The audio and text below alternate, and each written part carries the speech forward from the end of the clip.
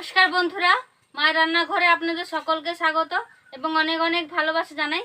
বন্ধুরা, আজকে আমি রুই মাছের কালিয়া রেসিপি আপনাদের সাথে শেয়ার করব। আপনারা পুরো ভিডিওটি শেষ অবধি দেখবেন। আশা করছি এই রেসিপিটি আপনাদের ভালো লাগবে।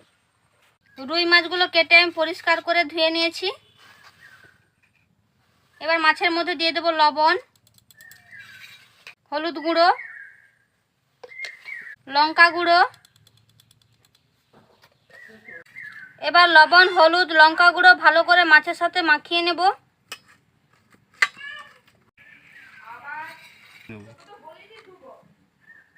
ভালো করে মাখানো হয়ে গেছে।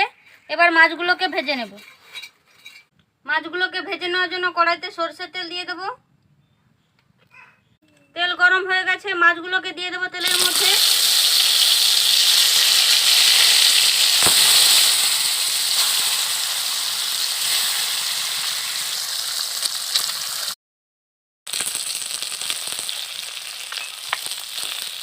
মাছগুলোকে উল্টে পাল্টে ভালো করে ভেজে নিয়েছি। এবার তুলে নেব।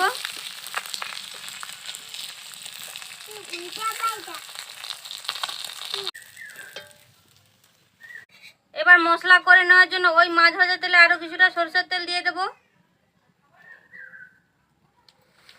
দিয়ে দেবো তেজপাতা, শুকনো লঙ্কা, লবঙ্গ, এলাচ আর গোটা জিরে। মশলাগুলোকে হালকা করে ভেজে নেব।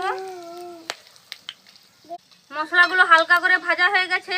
দিয়ে দেবো পেঁয়াজ বাটা,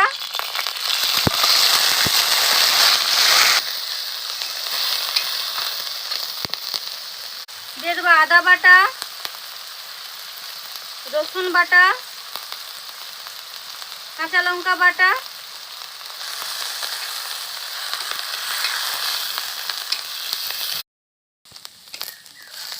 মশলাগুলো দেওয়ার পর 2-3 মিনিট ধরে নেড়ে নিয়েছি। এবার দিয়ে দেবো জিরে গুঁড়ো, ধনে গুঁড়ো, হলুদ গুঁড়ো, লঙ্কা গুঁড়ো। আবারও ভালো করে নেড়ে নেব। ভালো করে নেড়ে নিয়েছি। দিয়ে দেবো টমেটো বাটা।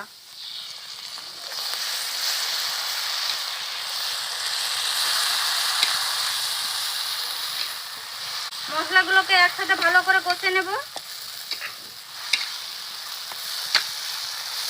এবার মশলা ধোয়া জল দিয়ে দেব।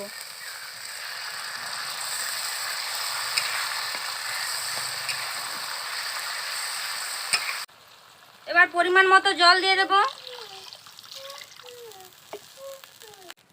স্বাদ মতো লবণ দিয়ে দেব। এবার 5-6 মিনিট ধরে ফুটিয়ে নেব। 5-6 মিনিট ধরে ফুটিয়ে নিয়েছি। এবার ভেজে রাখা মাছগুলো দিয়ে দেব।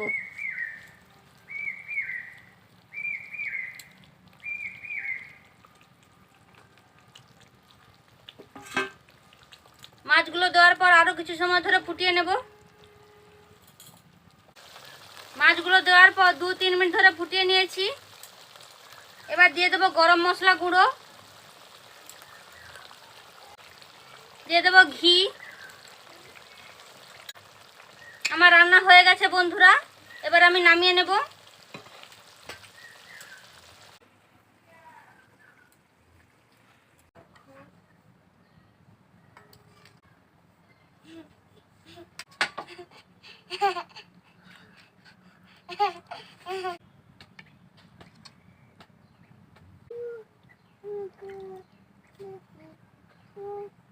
বন্ধুরা, আমি যেভাবে রুই মাছের কালিয়া রান্না করেছি আপনারাও বাড়িতে বানিয়ে খেয়ে দেখবেন। খেতে খুবই সুস্বাদু হয়। ভিডিও যদি ভালো লেগে থাকে অবশ্যই লাইক, কমেন্ট, শেয়ার এবং চ্যানেলটি সাবস্ক্রাইব করে দেবেন।